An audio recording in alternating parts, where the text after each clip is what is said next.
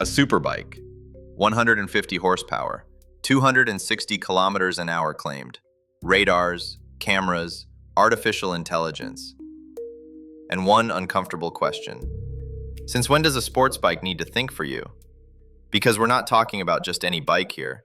We're talking about something different, something that blends European DNA with Chinese industrial strategy.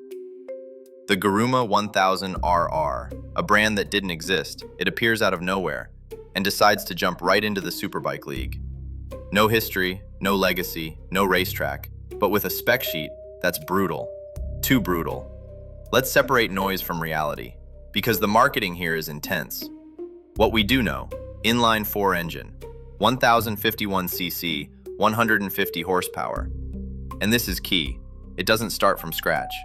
Everything points to the industrial ecosystem of QJ Motor, and behind that, the technical shadow of MV Agusta. It's not a direct copy, but neither is it entirely original engineering. It's an evolution, a reinterpretation. And here is where the game changes. Because we're no longer talking about copying European bikes. We're talking about reusing global engineering to launch new brands at a ridiculous speed. The design. It doesn't hide. This screams MV Agusta F4 from a distance. Sharp tail, multiple exhausts, identical proportions. But copying shapes is easy. Copying sensations, not so much. Then comes the twist. The electronics. 6-axis IMU, traction control, cornering ABS. Right, expected. But then they crank it up. Front and rear radars, 360 cameras, sensors everywhere. And the most powerful, an artificial intelligence that learns from you, that adapts the bike, that interprets the asphalt, that evolves with you. That sounds incredible, until you ask the question no one wants to ask. Is this tested or just promised? Let's talk about the elephant in the room, the risk. Because this isn't just about a bike, it's about an industrial model. New brands, accelerated development, shared engineering, optimized production, and a clear goal. Disrupt the market by price and specs. That has advantages. Access, democratization, more competition. But it also has a dark side. Validation, durability, consistency. A 10,051cc engine with 150 horsepower is no toy.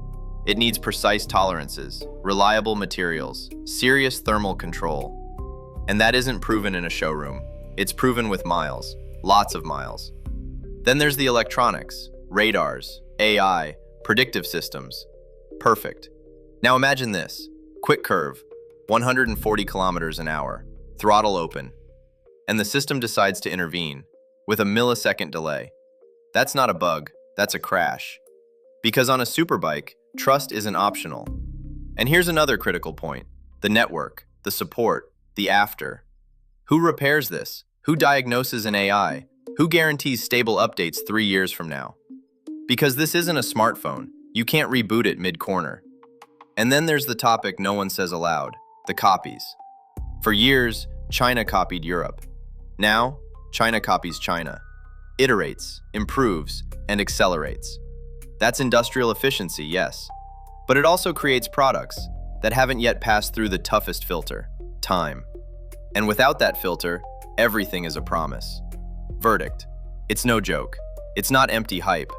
But it's also not a consolidated superbike. It's a serious experiment, with real ambition, and with very real risks. And now the important question, the one that defines the future of this. Would you ride at 260 kilometers per hour on a bike that's still learning what it means to be a bike? Or do you prefer a less spectacular machine, but one that's fully understood? Let me know below. This is countersteer theory, throttle, and judgment.